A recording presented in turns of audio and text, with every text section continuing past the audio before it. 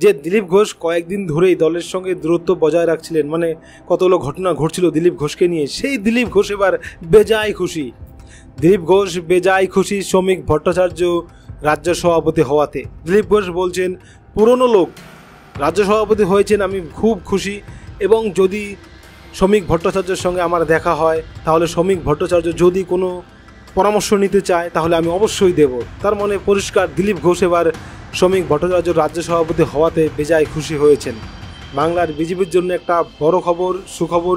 দিলীপ ঘোষ বিজেপির প্রতি খুশি হয়েছেন, শ্রমিক ভট্টাচার্য রাজ্য সভাপতি হচ্ছেন, এ খবর পেয়ে একমাত্র খুশি হয়েছেন যিনি, তার নাম দিলীপ ঘোষ। দিলীপ ঘোষ প্রচণ্ড খুশি। এবার বিজেপির হয়ে আগের মতো খাটতে চান দিলীপ ঘোষ, পরামর্শও দিতে চান। শ্রমিক ভট্টাচার্য রাজ্য সভাপতি হচ্ছেন শুনেই খুশি প্রকাশ করলেন দিলীপ ঘোষ।